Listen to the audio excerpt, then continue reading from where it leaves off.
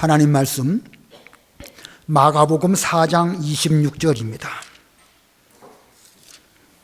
마가복음 4장 26절.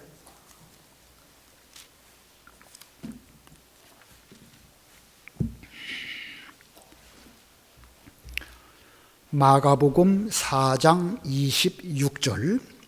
또 이르시되 하나님의 나라는 사람이 씨를 땅에 뿌림과 같으니 그가 밤낮 자고 깨고 하는 중에 씨가 나서 자라되 어떻게 그리 되는지를 알지 못하느니라. 땅이 스스로 열매를 맺되 처음에는 싹이요 다음에는 이삭이요 그 다음에는 이삭의 충실한 곡식이라. 열매가 익으면 곧 낫을 대나니 이는 추수 때가 이르렀음이라. 거기까지 공동합니다. 여기 26절에 하나님의 나라에 대해서 말씀하면서 하나님의 나라가 처음에는 싹, 그 다음은 이삭, 충실한 알곡으로 점점 자라나며 성장하는 것을 비유로 말씀하셨습니다. 그래서 오늘 제목은 하나님 나라의 성장, 하나님 나라의 성장, 곧 교회의 성장을 의미합니다. 이 마태복음 13장 또 마가복음 4장은 예수님의 비유장입니다. 그런데 마태복음에는 천국은 뭐뭇과 같으니 천국이라는 표현을 사용하셨고, 이 마가복음과 누가복음에서는 하나님의 나라는 이와 같으니 하면서 이렇게 비유를 표기하고 있습니다.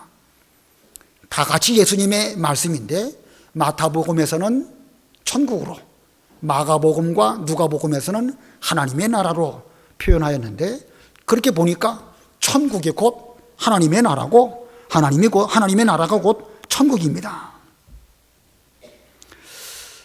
자, 그런데 여기 나오는 이 천국, 하나님의 나라, 이 예수님의 여러 비유 가운데 보면은요, 길가도 나오고 돌밭도 나오고 가시밭도 나오고 가라지도 나오고 원수가 들어오기도 하고 여러 그 부정적인 표현들이 또한 많이 있습니다. 이걸 보면 여기서 말씀하는 교회, 하나님의 나라는 지상교회를 의미합니다. 자, 이 지상의 교회, 이 지상에 있는 하나님 나라 교회는 비록 천국이지만 그 속에는 여러 가지 불가피하게 이런 힘들고 어려운 일들이 있음을 의미합니다. 그러나 그런 속에서도 지상교회는 장성해야 합니다.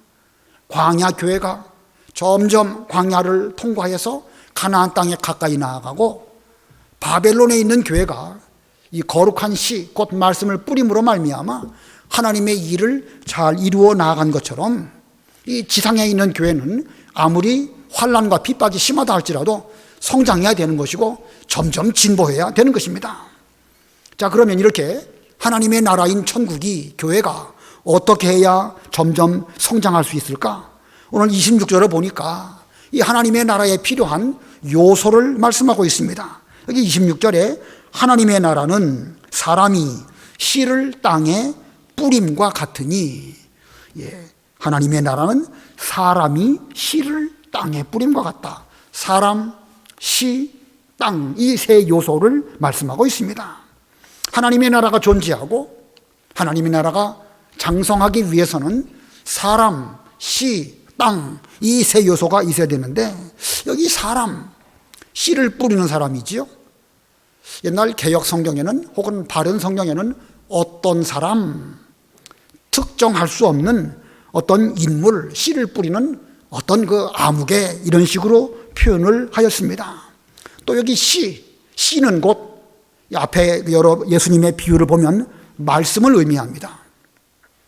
이사야 6장 13절, 거룩한 씨가 곧 이 땅에 그루터기니라. 너희에게 전한, 너희가 거듭난 것은 썩어질 씨로 된 것이 아니라 영원토록 있는 하나님의 말씀으로 되었다. 씨는 곧 하나님의 말씀입니다.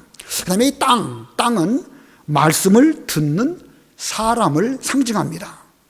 말씀을 듣는 사람 가운데는 더러는 길가도 있고 더러는 흙이 얇은 돌밭도 있고 여러 가지 좋은 땅도 있지만, 말씀을 받는 사람의 마음 상태에 따라서 여러 가지가 있음을 표현하였습니다.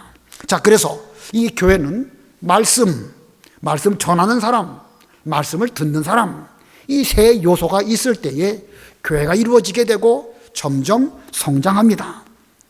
오늘날 우리 현실로 말한다고 하면 말씀, 그리고 말씀을 전하는 목사나 전도사나 아니면 여러분들이 말씀을 전하시든지 있어야 되는 것이고, 또한 말씀을 잘 듣는 성도나 전도 대상이나 이런 사람들이 있을 때에 교회는 성장합니다. 좁은 의미로 보면 말씀을 전하는 사람은 목사이지만, 넓은 의미로 보면 우리 모두는 다 말씀을 전할 그런 사명을 가지고 있습니다. 좁은 의미로 보면 말씀을 듣는 사람은 지금 이 순간 여러분 곧 성도이시지만, 하나님 앞에서는 목사라도 역시 그 말씀 앞에 듣고 순종하고 은혜를 받아야 되는 그런 사람이기 때문에, 넓은 의미로 보면 우리 모두는 다 주의 말씀을 들어야만 사는 그런 존재들입니다. 그러므로 교회는 모든 사람이 다 말씀을 전하는 사람이고, 교회는 또한 모든 사람이 다 말씀을 듣고 은혜를 받아야 하는 성도의 위치에 있습니다. 그런데 아무리 사람이 씨를 잘 뿌리고 그것을 잘 가꾼다 해도 씨 자체가 생명력이 있고, 씨 자체에 있는 생명력으로 싹이 나고 열매를 맺게 되는 것입니다. 이 씨 자체에 있는 생명력은 사람이 어떻게 인위적으로 만들 수도 없고 더할 수도 없고 덜할 수도 없습니다. 왜냐하면 그 씨 자체의 생명력은 사람으로 말미암은 것이 아니라 하나님의 창조주 하나님으로 말미암아 처음부터 그렇게 지은 바 되었기 때문에 그렇습니다. 어떤 씨는 동글동글해서 아주 예쁜 것도 있지만, 어떤 것은 길쭉하고 어떤 것은 울퉁불퉁하고 여러 가지 모양들을 갖고 있는 씨들이 있습니다. 그런데 만일 사람이 인위적으로 그 씨를 좀 멋있게 만든다고 깎아서 동글동글하게 만든다든지, 여러 가지 인위적인 방법으로 거기다가 칠을 한다든지, 이렇게 하면 그 순간 그 씨는 생명력을 잃어버리게 되는 것입니다. 그와 같이 어떤 일이 있더라도 말씀을 변형하면 안 됩니다. 씨가 원형 그대로 있을 때에 생명력이 있는 것처럼 하나님의 말씀은 인위적으로 변질시키지 아니하고, 하나님께서 혹은 예수님께서 주신 말씀 그대로일 때 거기에서 싹이 나오고 또 이삭이 맺히고 열매를 맺게 되는 것입니다. 자, 그러므로 하나님의 나라 교회는 말씀 중심이라야 되고, 말씀 위에 세워져야만 그것이 하나님의 나라입니다. 씨 뿌리는 자가 아무리 열심히 씨를 기름진 옥토에 잘 뿌린다 해도 씨 자체에 문제가 있다고 하면 그것은 다른 것은 될지 몰라도 참 하나님의 교회라고 말할 수는 없습니다. 하나님의 은혜로 우리 교회에 주님의 종들을 통해서 오랫동안 변형되지 아니한 순수한 말씀을 잘 뿌려주셨고, 그 가운데 우리가 은혜를 받고 하나님의 나라가 우리 가운데 임해서 지금까지 왔습니다. 이건 순전히 하나님의 은혜죠. 물론 수고하신 주님의 종들의 그 수고이지만, 좁은 의미로 말한다고 하면 하나님의 은혜입니다. 자, 그런데 하나님의 은혜로 우리가 지금까지 세워져 왔는데, 이 생명체의 그 역할은 잠시도 멈출 수 없듯이 우리 가운데 임한 하나님의 나라도 그 신앙적 활동, 그 장성과 성장 멈춰서는 안 됩니다. 시, 곧 말씀은 옛날이나 지금이나 변함없이 똑같습니다. 반드시 똑같아야만 하는 것이고 변해서는 안 됩니다. 그러나 씨를 뿌리는 자나 그 씨를 받아들이는 이 바친 성도는 하나님의 이 나라의 성장을 위해서 더 많이 노력하고 더 많이 수고해야 되는 것입니다. 어떻게 해야 하나님의 나라의 성장을 위해서 우리가 더 많이 노력하고 더 많이 수고할 수 있을까?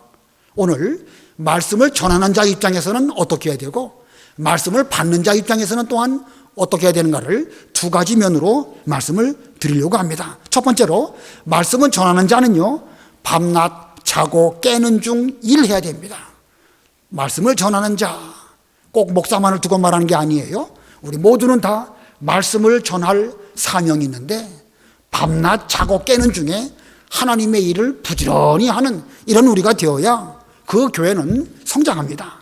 본문 27절 다 같이 합독하십니다. 27절 시작. 그가 밤낮 자고 깨고 하는 중에 씨가 나서 자라되 어떻게 그리 되는지를 알지 못하느니라. 여기 그가는 26절에 사람이, 어떤 사람이 씨를 뿌리는 사람입니다. 그 씨를 뿌리는 그 사람이 밤낮 자고 깨고 하는 중에, 이 밤낮 자고 깨고 한다, 이게 무슨 의미가 여기 들어있을까요? 자기가 해야 할 일을 부지런히 찾아서 하는 사람의 모습을 나타내고 있습니다. 하루 24시간 일해야 될 때는 일하지만 자야 할 때는 또한 자야 됩니다. 잘 자는 사람이 또한 다음날 일도 열심히 합니다. 봄, 여름, 가을, 겨울 사시사철 그 계절이 바뀔 때마다 해야 할 일을 미리미리 준비하고 봄에 할 거 미리 잘 준비한 사람이 여름에 또한 일도 잘할 수 있습니다. 이런 사람이 밤낮 자고 깨고 하는 중에 그 일하는 사람입니다. 그런데 그 밤낮 자고 깨고 하는 가운데 일하는 사람, 그 사람은 여기 27절 보니까 씨가 나서 자라되 어떻게 되는지를 알지 못하느니라. 여기 씨 뿌리는 사람은 농부입니다. 요즘의 농부들은요, 아주 전문 지식을 갖고 있어야 제대로 농사도 짓습니다. 농사 우습게 하면 안 되죠. 아주 첨단 과학입니다. 요새 수경 재배한다든지 농사 기법이 아주 다양하고 아주 많습니다. 근데 이 농부는 전문 지식이 있어야 되지만 이 본문 비유 가운데에 그 씨 뿌리는 농부는 알지 못한다라고 말씀하고 있습니다. 이 말씀은 농부는 무식하다라는 뜻은 결코 아니지만 아무리 탁월한 농부를 할지라도 씨가 어떻게 해서 거기서 싹이 올라오고 어떻게 해서 아름다운 꽃이 피고 어떻게 해서 다양한 열매를 맺히는지 그 농부는 알지 못한다, 그런 뜻입니다. 자, 이 자라는 여러 각색 그 곡식들이라든지 채소라든지 그 자라나는 그 모습들도 신기하고 씨에서 가지가 올라오고 이파리가 올라오는 거 너무 아름답지요. 여러 가지 꽃이 필 때면 다양한 꽃들이 있습니다. 똑같은 그런 그 수종인데도, 나무인데도 나무마다 색깔이 다르더라고요. 자, 그리고 거기에서 맺혀지는 것들은 여러 과일들, 여러 곡식들이 맺히는데 그 맺히는 원리는 그 농부 아니라 박사 아니라 박박사라도 알 수 없습니다. 씨를 뿌리는 사람은 그 외에 알 수 없는 것들이 또 많이 있습니다. 자, 어떤 사람이 씨를 뿌리는데 그 씨가 길가에 떨어질지 아니면 돌밭에 떨어질지 가시밭에 떨어질지 옥도에 떨어질지, 뿌리는 사람 입장에서는 잘 뿌리려고 노력을 하지만 그게 어디에 떨어질지 때로는 모르고 뿌리는 경우도 있습니다. 또 씨를 뿌릴 때 앞으로 풍년이 될지 흉년이 될지 그것도 모릅니다.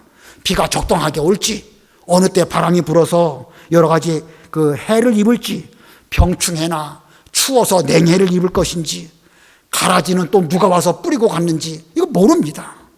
그리고 보면 씨 뿌리는 사람 입장에서 모르는 것이 한두 가지가 아니죠. 그러면 씨를 뿌리는 그 사람이 모르는 것 투성인데 어떻게 해서 그가 씨를 뿌릴 수 있을까? 모든 것이 불확실한 가운데 있음에도 불구하고 그 알 수 없는 가운데 어떻게 그는 씨를 뿌릴까요? 전도서 11장에 보니까 너는 아침에도 씨를 뿌리고 저녁에도 씨 뿌리는 손을 거두지 말아라. 이것이 잘 될는지 저것이 잘 될는지 혹 둘 다 잘 될는지 너는 알지 못함이니라. 알지 못하지만 아침에도 씨를 뿌리고 저녁에도 씨 뿌리는 손을 거두지 않는 것이, 그것이 농부의 바람직한 태도고 성경은 우리에게 그렇게 말씀하고 있습니다. 이 전도자 솔로몬이 전도서를 통해서 말하고자 하는 것이 무엇일까? 알 수 없으니까 아무것도 하지 말아라? 그것이 아니죠. 비록 너는 할 수 없고 너는 알지 못하지만 하나님께서 내신 원리대로 될 줄을 믿고 그 믿음을 가지고 아침부터 저녁까지 부지런히 씨 뿌리는 손을 놓지 말아라.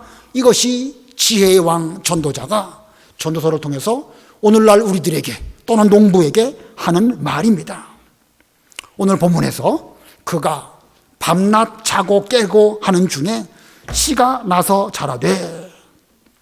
예, 뭐 무식한 표현인지 모르겠지만 무식한 농부는 무식해서 모릅니다. 그러나 그에게는 믿음이 있습니다. 예, 농부에게 무엇이 있다고요? 믿음이 있습니다. 하나님께서 내신 원리대로 반드시 될 것이라고 하는 믿음이 있습니다. 그 믿음으로 비록 당장에 큰 결과가 보이지 않아도 밤낮 자고 깨는 중에 열심히 일하게 되는 것입니다.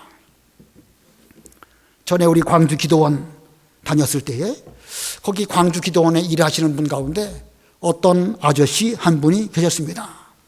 뭐 누구라고 굳이 이름 말씀 안 드려도 아시는 분들은 이미 다 아실 것입니다. 그 아저씨 보니까 밥도 많이 드시더라고요. 그리고 죄송한 표현인지 모르겠지만 약간 좀 부족하십니다. 그런데 우리 이 목사님께서 뭘 지시하시면 밤낮 자고 깨고 하는 중에 열심히 일합니다. 배추씨 뿌릴 때 되면 배추씨 뿌리고, 무씨 뿌리라고 하면 무씨 뿌리고, 그 외에 거두라고 하면 또 거두고, 열심히 일하는 그 아저씨, 지금도 그분 생각이 나고, 또 이런 말씀을 하실 때 이 목사님께서 그분 들어서 표현하신 것도 기억이 납니다. 배추씨나 무씨 누가 뿌려도 그 씨 속에 있는 그 원리대로 거기서 싹이 나고 열매를 맺는 것이지, 좀 부족한 사람이 뿌려도 문제없다. 자, 아무것도 모르고 밥이나 많이 먹고 좀 그래도 그 내신 원리대로 믿음을 가지고 열심히 뿌리면 반드시 그 씨 자체에 생명이 있기 때문에 거기에서 싹이 나고 이삭이 나오고 열매가 맺히는 이런 원리대로 되어지는 것입니다. 아무쪼록 오늘날 우리들은 씨를 뿌리는 사람입니다. 씨 뿌리는 우리들 입장에서 딱 한 가지 주의할 것은, 아까 말씀드린 대로 씨를 자기 임의대로 변형하면 안 됩니다. 씨를 자기 임의대로 가공해서는 안 됩니다. 세상이 아무리 지식이 발달하고 과학이 발달한다 할지라도 하나님의 말씀에 대한 이 말씀 자체를 우리는 변형시키지 아니하고 그대로 받고 그대로 전하고 그대로 순종하는 우리가 될 때에 우리는 씨를 뿌리는 올바른 사람입니다. 만약에 그 씨 변형시키면 하나님 나라 농사 망치는 것입니다. 이 한 가지 조심하는 가운데 우리는 밤낮 자고 깨고 사시사철 자신의 본분을 다함으로 하나님의 나라의 성장을 위해서 최선을 다하는 그런 우리가 되어야 할 것입니다. 그 다음에 두 번째로 하나님 나라의 성장을 위해서 말씀을 듣는 자가 해야 될 것, 말씀을 듣는 자로서 해야 될 것은요, 스스로 열매를 맺을 것입니다. 스스로 열매를 맺어라. 28절, 본문 28절 다 같이 압독하십니다. 시작. 땅이 스스로 열매를 맺되 처음에는 싹이요 다음에는 이삭이요 그 다음에는 이삭의 충실한 곡식이라. 자, 어떤 사람이 씨를 뿌렸든지 땅은 스스로 열매를 맺어야 됩니다. 물론 씨 뿌리는 사람이 나는 씨를 뿌리는 본분만 있다, 이게 뭐 길가에 떨어지든지 돌짝밭에 떨어지든지 그것은 그 뒤의 일이다, 나는 씨를 뿌리는 위치에 있으니까 뿌리기만 한다, 그런 뜻은 아닙니다. 그 씨가 반드시 옥토에 떨어지고 옥토에 떨어진 그 씨가 100배가 되도록 노심초사 최선을 다해서 밤낮 자고 깨고 하는 가운데 그 씨를 잘 뿌려야 할 것입니다. 그러나 일단 씨가 한 번 땅에 뿌려졌다고 하면 땅에 떨어진 그 이후부터는 땅이 노력을 해서 그 열매가 스스로 맺히도록 그렇게 해야 된다는 말씀입니다. 하나님 말씀을 전하는 자가 잘하는 면도 있고 또 부족한 면도 있을 수 있습니다. 바울에게 있는 것이 아볼로에게 없기도 하고요, 아볼로에게 있는 것이 바울에게 또 없을 수도 있습니다. 인간적으로 그렇다는 것이죠. 바울과 아볼로가 부족하다는 말씀이 아니라 인간적인 면으로 볼 때에 바울에게도 허물이 있을 수 있고 아볼로에게도 또 그런 면이 있다는 것입니다. 그러나 바울이나 아볼로나 그들 모두는 다 하나님의 종으로서 씨를 뿌리는 그런 사람들입니다. 그런데 고린도전서 3장에 뭐라고 말씀하고 있냐면, 나는 심었고, 바울을 말하는 것입니다. 바울은 심었고 아볼로는 물을 주었으되 자라나게 하시는 분은 하나님이시다. 그러므로 심는 자나 물 주는 자가 아무것도 아니요 오직 자라나게 하시는 분은 하나님 한 분뿐이시니라. 심는 자, 물 주는 자 아무것도 아닌 건 아니죠. 바울이 얼마나 위대하고 아볼로가 얼마나 훌륭한 분입니까? 그러나 이 곡식을 자라나게 하시고 열매 맺게 하시는 그 면에 있어서는 그들은 아무것도 아닙니다. 오직 자라나게 하시는 분은 하나님 뿐이십니다. 이렇게 고린도 교회를 위해서 바울과 아볼로 그리고 게바라고 하는 베드로 수고 많이 해서 그 고린도 교회가 세워졌습니다. 그리고 고린도전서 16장에 보면 여러 사람들의 이름을 바울이 쭉 거명하면서 스데바나 집 사람은 아가야에서 맺혀진 첫 열매다. 이렇게 말하고 있습니다. 물론 그 외에 많은 사람들도 사도 바울의 수고와 노력으로 말미암아 그들은 말씀을 잘 받았고 스스로 열매를 잘 맺은 그런 성도들이 되었기 때문에 바울은 고린도전서를 기록하는 가운데 한 사람 한 사람 이름을 기억하면서 나는 부족한 가운데 씨를 뿌렸는데 당신들은 열매를 잘 맺어서 하나님께 감사드리고 나도 여러분의 그 열매를 볼 때에 기쁩니다. 바울은 몹시 기뻐한 가운데 한 사람 한 사람 이름을 기록을 하고 있습니다. 그런데 고린도 교회가 다 그런 건 아니죠. 고린도 교회가 좋은 교회고 훌륭한 면이 분명히 있어서 지금 이 순간까지도 고린도 교회가 존속하고 있지만 이 고린도 전서와 후서를 잘 보면 고린도 교회 내에 얼마나 많은 문제가 있는지 우리는 잘 알고 있습니다. 나는 바울파다, 나는 아볼로파다, 게바파다, 그리스도파다 라고 하는 당파가 있었습니다. 바울은 그 고린도 교회를 생각할 때마다 노심초사하면서 그는 근심했습니다. 언제 그 교회를 방문하는 것이 우리 고린도 교회 성도들의 믿음에 유익할까? 지금 가는 게 좋을까? 좀 시간을 뒀다 가는 게 좋을까? 가려고 하다가도 저들의 믿음의 유익을 위해서 그의 시간을 조금 늦추었습니다. 스케줄을 뒤로 물리면서 얼마나 그가 근심을 많이 했는지 이 고린도 후서에 보면 근심이라는 단어가 아주 많이 나옵니다. 왜 그랬겠죠? 그런 문제가 바울의 문제입니까? 아볼로나 베드로의 문제입니까? 그렇지 않습니다. 땅이 스스로 열매를 맺지 하는데 그 땅의 문제로 말미암아 그와 같은 다양한 문제들이 이 고린도 교회에 있었던 것입니다. 이 고린도 교회 성도들의 마음밭의 문제로 인하여 그런 일들이 벌어졌습니다. 이게 그 땅의 문제, 그 땅의 문제는 예수님의 비유로 돌아와서 보면 그 앞부분 이 마가복음 4장 15절부터 쭉 보면 여러 마음 상태를 그 비유로 표현하고 있습니다. 스스로 열매를 맺지 못하는 그 마음 상태, 길가도 있고 돌밭도 있고 가시밭도 있습니다. 말씀을 들을 때에 그 마음이 길가와 같이 뺀질 딱딱해져 가지고 씨가 뚫고 들어갈 수 있는 그런 여지가 없는 마음 상태, 그걸 길가라고 말씀하셨습니다. 돌밭, 씨를 받아들이기는 받아들입니다. 그런데 그 마음 속에 돌덩어리 같은 것이 있어가지고 씨가 뿌리를 내리지 못하고 그만 해가 떠오르면 타 버리고 마는 이런 것들이 그 속에 있어서 그게 돌밭입니다. 근심하고 걱정하고 또 원망하는 돌덩어리, 비교하고 시기하는 돌덩어리, 이런 것들이 혹은 자기 생각들 이런 것들이 마음속에 들어가 있으면 아무리 하나님 말씀을 받았다 할지라도 거기에서 싹이 나고 이삭이 나올 수가 없습니다. 가시떨기, 땅과 흙 자체는 괜찮습니다. 부들부들하고 좋은 땅입니다. 근데 거기서 싹이 올라올 때에 여러 그 위에 이미 자리 잡고 있었던 그 이 가시떨기들이 있습니다. 이것들이 그 기운을 눌러버리니까 그 씨가 성장하지 못합니다. 자, 이런 것들이 스스로 열매를 맺지 못하게 합니다. 길가, 돌밭, 가시떨기, 아무리 바울과 아볼로가 가서 말씀을 전해도 심지어 예수님이 가셔서 씨를 뿌린다 하셔도 안 되는 것입니다. 이거 어떻게 되겠죠? 그 마음 상태가 그러면 어떻게 되겠습니까? 이미 여러분 잘 아시는 것처럼 길가와 같은 마음은 그 기경을 해야 되는 것입니다. 갈아엎어버리면 되는 거예요. 돌밭, 마음속에 있는 그 근심 덩어리, 버리지 못하는 거, 오랫동안 그냥 우울증에 걸려가지고 있는 거.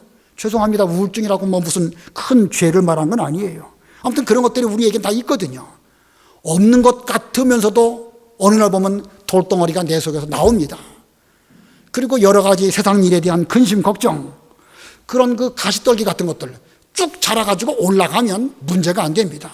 가시떨기의 높이가 1m쯤 된다 할지라도 그 우리의 신앙이 한 1.5m나 2m 올라서면 그 뒤로는 거기에 영향받지 않고 내려다볼 수 있습니다.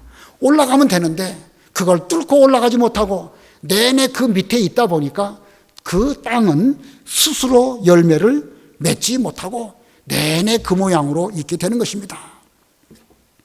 우리의 마음이 그렇습니다. 우리가 전에 신앙생활 잘하고 열매를 많이 맺었어도 얼마 지나면 우리의 마음도 길가와 같이 딱딱해집니다. 한겨울 지나면 밭 갈아엎지 않으면 씨를 뿌릴 수가 없는 것처럼 우리의 마음밭도 시간이 지나면은요, 자연 발생적으로 우리의 마음도 딱딱해집니다. 그러니까 수시로 마음을 갈아엎어가지고 회개해야 되는 것입니다. 그러니 이 씨를 뿌리고 농사를 져야 하는 그런 사람 입장에서 잠시도 손 놓고 이만하면 됐다 라고 할 겨를이 없습니다. 잠깐만 게으르고 잠깐만 눈 돌리다 보면 언제 어디서 가라지가 덧뿌려 넣었는지 모르겠고 또 잘 밭을 갈다 보면 거기서 또 돌멩이 같은 것이 계속 나오는 것입니다. 자, 스스로 열매를 잘 맺도록 하기 위해서는 그렇게 우리는 수시로 내 마음 밭을 기경을 하고 회개해서 좋은 밭이 되어야 되는데 좋은 밭이 되었어도 또 거기에도 또한 등급이 있습니다. 본문 아닌데 20절, 마가복음 4장 20절 다 같이 합독하십니다. 시작. 좋은 땅에 뿌려졌다는 것은 곧 말씀을 듣고 받아 30배나 60배나 100배의 결실을 하는 자니라. 여기 밭에도 등급이 있죠. 30배짜리 밭이 있고 60배짜리도 있고요. 100배짜리 밭도 있습니다. 이렇게 등급이 있어요. 회개를 많이 해서 더 이상 우리 속에 이제는 죄가 없다. 이제는 돌덩어리도 없고 가시밭도 없다. 그래도 30배짜리냐 100배짜리냐 거기에도 등급이 있습니다. 잠언 30장에 보면 현숙한 여인을 말씀하시는 가운데 현숙한 여인의 여러 일들을 말하는 가운데 밭을 간품하여 사며, 옛날 개혁성경에는 밭을 간품하여 산다. 간품이라는 말은 이게 얼마짜리 밭일까? 100배를 맺는 밭일까? 30배를 맺는 밭일까? 그걸 잘 살펴서 적당한 가격을 주고 밭을 산다. 그런 뜻입니다. 자, 그런 면으로 볼 때에 오늘날 우리의 마음밭, 교회라고 하는 밭일 수도 있고 우리 한 사람 한 사람의 마음이 하나의 말씀을 받는 밭인데 이 마음밭 얼마짜리일까요? 30배짜리일까요? 100배짜리일까요? 아지면 아직도 길가와 같을까? 교회가 말씀은 좋은데 그런데 마음밭이 다 좋을까? 교회의 말씀이 좋은 것하고 내 마음밭의 상태가 좋고 나쁜 것하고는 이건 다른 이야기예요. 다른 이야기입니다. 우리가 오랫동안 주님의 종들을 통해서 말씀을 잘 받았다. 그건 그 하나님의 종들을 통해서 좋은 말씀을 주신 그 복입니다. 근데 문제는 이 마음밭은 다른 이야기입니다. 아무리 주님의 종이, 아까도 그런 말씀 드렸지만 심지어 예수님이 오셔서 말씀을 전하신다 할지라도 그 말씀을 제대로 받아들이지 못하는 상태의 밭이라고 하면 그 밭은 그 간품하는 여인에게는 그건 돈으로 값을 매길 수 없는 형편없는 땅이 될 수도 있습니다. 그러므로 우리는 내가 마음밭이 스스로 열매를 잘 맺을 수 있는 그런 마음 상태인가 아닌가 자신의 마음 상태를 생각해 봐야 됩니다. 그 다음에 이 땅이 스스로 열매를 맺기 위해서는 거쳐야 할 단계가 또 있습니다. 밭에도 등급이 있지만 한 밭이라 할지라도 거쳐야 할 단계가 있습니다. 아까 28절 읽었는데 다시 한번 28절 다 같이 합독하십니다. 시작. 땅이 스스로 열매를 맺되 처음에는 싹이요 다음에는 이삭이요 그 다음에는 이삭의 충실한 곡식이라. 처음에는 싹, 그 싹 다음에는 이삭, 그 다음에는 이삭에 충실한 곡식, 여기 단계가 있죠. 밭이 있는데 최고 등급짜리 밭입니다. 100배를 맺는 좋은 등급인데 거기에 씨를 뿌렸습니다. 처음에는 싹이 올라옵니다. 그리고 얼마 지나서 이삭이 폈습니다. 그리고 점점 그 이삭이 연글어서 충실한 알곡으로 맺혀갑니다. 충실한 알곡으로 스스로 열매를 맺히려고 하면 반드시 싹, 이삭, 그리고 충실한 알곡으로 이 거쳐야 할 과정을 거쳐야 되는 것입니다. 그런데 그 과정을 거치는 가운데에서 어느 한순간 그 마음밭이 방심하면 싹이 누렇게 뜰 수도 있고요. 어느 한순간 냉해를 입는다든지 병충해를 입을 수도 있습니다. 그러므로 우리의 마음밭 잘 살피시고, 우리가 아무리 좋은 말씀을 잘 받았고 우리의 마음 상태가 지금 현재 지금까지 100배의 밭이라 할지라도 매 순간 방심하지 않고 매 순간 조심하지 않는다고 하면 기존의 100배라 할지라도 30배짜리 밭으로 갑자기 될 수도 있습니다. 얼마나 우리가 조심스러워야 되는지 알 수가 있죠. 이것이 스스로 열매를 맺는 마음밭의 그 마음가짐입니다. 계속 긴장하고 계속 조심해야 됩니다. 혹시 누가 원수가 와가지고 가라지 뿌리고 가지 않는가? 갑자기 추워지진 않을까? 비가 이만큼 왔으면 괜찮을까? 물을 더 줘야 될까? 아니면 이제는 곡식이 점점 그 알곡으로 연결어 갈 때이니까 그냥 이 상태로 기다려야 될까? 항상 우리의 마음을 그 좋은 밭에 두고 조심하고 기다리고 인내하고, 그래서 마침내 100배로 결실하게 되는 것입니다. 마지막 29절 우리 다 같이 합독하십니다. 29절 시작. 열매가 익으면 곧 낫을 대나니 이는 추수 때가 이르렀음이라. 열매가 다 익으면 곧 낫을 된다. 이게 곧이라는 말이 참 중요한 것 같아요. 이게 낫을 대는데 낫을 대는 그 주체가 누구겠죠? 추수하실 때 추수하시는 분은 누구십니까? 궁극적으로 예수님이시고, 예수님께서 추수꾼을 보내가지고 이 추수를 하는데, 예수님은 곡식이 딱 익으면은요 곧 낫을 된다. 이건 무슨 뜻입니까? 하루 이틀 연계하지 않습니다. 시간 딱 적기에 그 추수를 해야지 그 추수할 이 곡식이 충실하게 걷어지는 거예요. 게을러가지고 지금 당장 해야 되는데 하루 이틀 늦어지게 되면 그 곡식이 새들이 와서 쪼아먹는다든지 썩는다든지 그런 일이 있고, 아직 덜 익었는데 추수를 해버린다고 하면 그건 또 그거대로 문제가 있습니다. 그러므로 예수님께서는 딱 지켜보고 계시다가 지금 다 익었구나, 딱 익은 그 순간 곧 낫을 대서 추수를 하는 것입니다. 그러므로 추수 때가 딱 되면은요 하나님께서 즉시 우리 이 곡식들을 거두어 가시는 것입니다. 시간이 없죠. 우리가 이런 그 시간 속에서 일해야 됩니다. 그러나 시간이 없다고 해서 서두르거나 조급하면 안 됩니다. 싹이 나고 이삭이 연글고 그리고 곡식으로 충실한 알곡으로 나아갈 때 거쳐야 할 단계를 다 거쳐야 하는 것처럼, 우리가 하나님의 일을 할 때, 이 하나님 나라의 성장을 할 때에 우리는 조급하지 않아야 되고 매 순간 조심하고 매 순간 최선을 다해야 됩니다. 봄, 여름, 가을, 겨울 씨를 뿌리고 싹이 나고 그리고 이삭과 알곡의 과정, 반드시 거칠 과정들을 다 거쳐야 되는 것입니다. 자, 그러면서 시간은 멈추지 않고 계속 흘러가듯이 생명의 역사도 멈추지 않고 계속 되어야 하는 것처럼 하나님의 나라 교회는 계속해서 성장하고 발전해야 되는 것입니다. 추수 때를 염두에 둔 농부는 손 놀릴 틈이 없습니다. 오늘 방심하면 100배 거둘 수 있는 것이 90배가 될 수도 있습니다. 오늘 자칫 내가 타이밍을 놓치면, 시간을 놓치면 하나님의 일이 잘못될 수도 있습니다.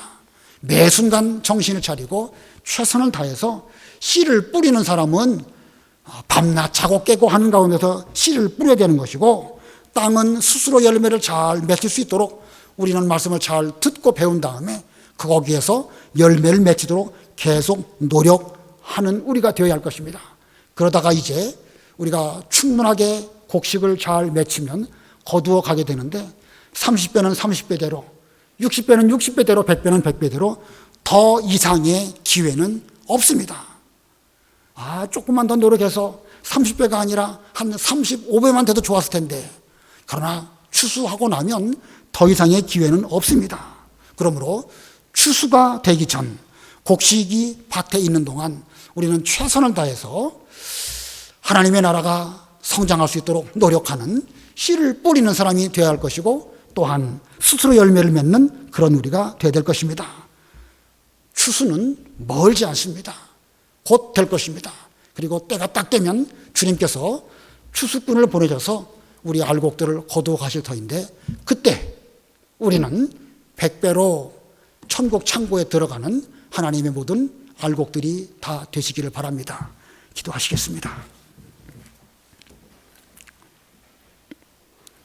하나님 아버지, 어느덧 가을이 되어서 들녘의 곡식들은 누렇게 많은 충실한 열매를 잘 맺히는 이런 계절을 맞이하였습니다.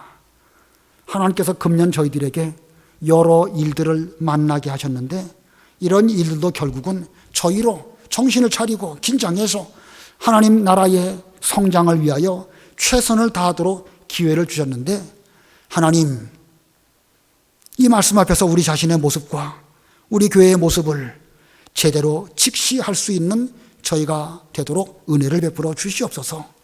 하나님의 종 바울, 아볼로, 게바 수고 많이 해서 이 고린도 교회에 말씀을 잘 전했는데, 거기에서 훌륭한 인물들이 또한 많이 나왔음을 저희들은 읽고 또한 알고 있습니다. 그러나 그 교회들이 지상에 있는 동안에는 수없이 많은 문제들을 안고 있을 수밖에 없음을 또한 저희들에게 교훈하여 주셨습니다.